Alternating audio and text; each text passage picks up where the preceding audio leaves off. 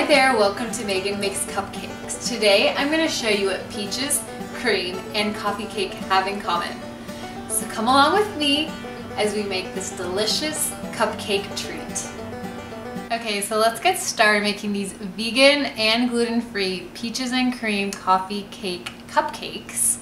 First we're going to start out with our canned coconut cream. You can use coconut milk if you want, but I opted for coconut cream just to make it a little bit richer. And then we're gonna take, and that's the cream in this part of the recipe. So it gives it kind of like a buttermilk taste when you add in the apple cider vinegar. It curdles like the way buttermilk is curdled. And so I added in about 1.5 teaspoons of that apple cider vinegar, and we're just gonna let this set for about 10 minutes. And while we do, we're gonna put it to the side and we're gonna start making our streusel topping. So we'll do that now. Okay, so now we're gonna do our streusel topping, and I put in here 1 cup of the Trader Joe's gluten-free flour blend and about 1/2 cup and 2 tablespoons of organic coconut sugar, as well as 6 tablespoons of our vegan butter. And then I've also put in a little bit of sea salt as well. And then what we're gonna do is you can either use a fork or you can use your hands. And what we're gonna do is we're just wanting to cut the butter into the flour, which means we just wanna distribute it into the flour like you would for a pie dough so that it's nice and crumbly when it comes out of the oven. You can also use your hands for that as well, or if you have a pastry cutter, that would be ideal. A pastry cutter is pretty much like a big long fork, or like a sideways whisk that you can use to cut the butter in to the flour. Okay, so you can see here we have mixed it until it's pretty crumbly. You can see the crumb there. Okay, so now that we've made our crumble topping, we want to get our peaches cut before we do our wet and dry ingredients. So what you're going to want to do is you're just going to want to peel the outside, kind of like you would an apple, except for the fact that peaches are the skin is a lot easier to get off. So you could even just peel it like that. However works best for you. Okay, so now we cut the outside, we cut the peel off. And peaches are really slippery, so try not to cut yourself. I'm just gonna cut it in half. If I can get a handle on this slippery little peach. And then just break it in half. Pull the pit out, and voila, isn't that a beautiful peach? And they taste delicious too, I can promise you that. So now you're just going to cut these in little slices to go on top of the batter once we make it. And I'll add that burst of peach flavor that we all love during this time of the year. Okay, so now we've just added some more of that gluten-free flour, 2 cups of gluten-free flour, 2.5 teaspoons of baking powder, and 1/2 teaspoon of salt.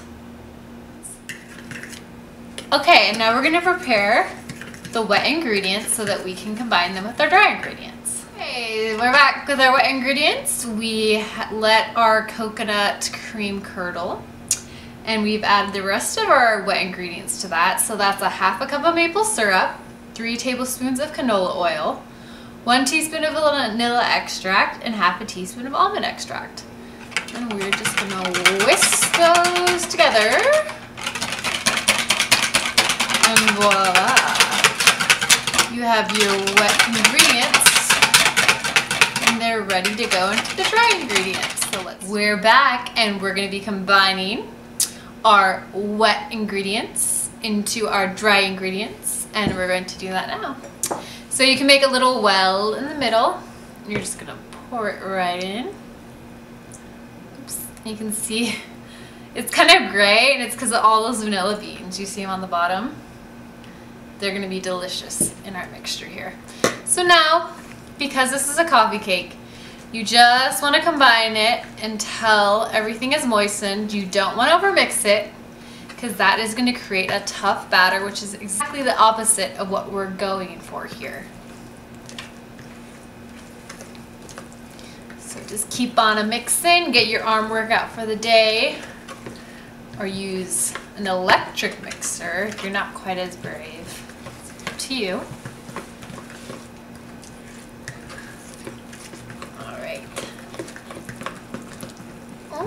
That's looking pretty good because you can have a couple of dry spots and you'll still be good. You see that? Pretty thick batter. And we're gonna scoop these babies into our pan now. Okay, so this is when we bring all the different parts of this together. We have our pan greased here with some coconut oil, which is vegan of course.